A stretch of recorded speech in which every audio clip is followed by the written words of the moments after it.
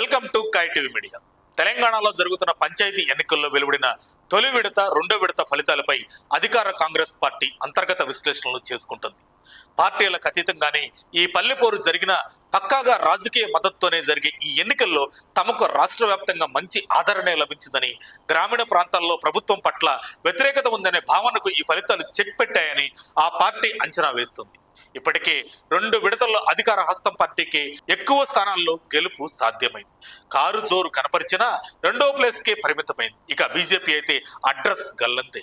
ముఖ్యంగా ఈ ఎన్నికల్లో కొన్ని జిల్లాల్లో బీఆర్ఎస్ నుంచి ఎదురైన పోటీని కాంగ్రెస్ నాయకత్వం నిశితంగా పరిశీలిస్తుంది. ప్రధానంగా మహబూబ్ నగర్, వనపర్తి, మహబూబాబాద్, రంగారెడ్డి జిల్లాలో గట్టి పోటీ ఎదురవడంపై కొంత ఆందోళన వ్యక్తమవుతుంది.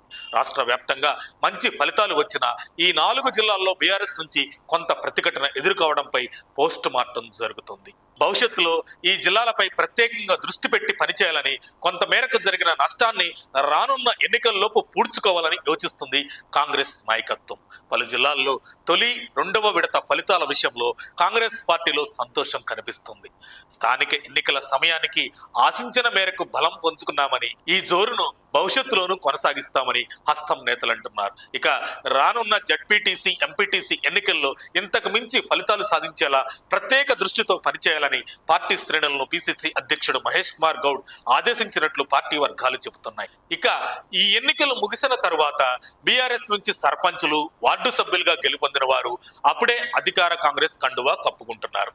హరీష్ రావు అడ్డా సిద్దిపేటలో ఈ చేరికలు గులాబీ శ్రేణులను నిరాశకు గురిచేశాయి. బీఆర్ఎస్ పార్టీ నుంచి ఏకగ్రీవంగా ఎన్నికైన చిన్నకోడూరు మండలం రామంచ గ్రామ సర్పంచ్ ఎర్రభవాని నవీన్ మరియు ward members Siddipet Congress party camp కార్యాలయంలో సిద్దిపేట కాంగ్రెస్ నియోజకవర్గ ఇన్ఛార్జ్ హరికృష్ణ ఆధ్వర్యంలో కాంగ్రెస్ పార్టీలో చేరారు.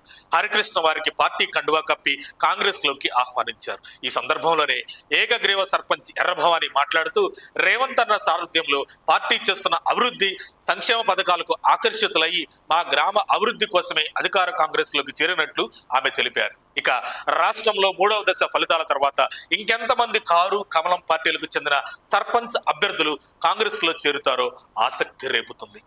మరిన్ని అప్డేట్స్ కోసం మా కాయ్ టీవీని సబ్స్క్రైబ్ చేసుకోండి. మా వీడియో కనుక మీకు నచ్చినట్లయితే లైక్ చేయండి, షేర్ చేయండి. మీ విలువైన అభిప్రాయాలను కామెంట్ బాక్స్లో తెలియజేయండి.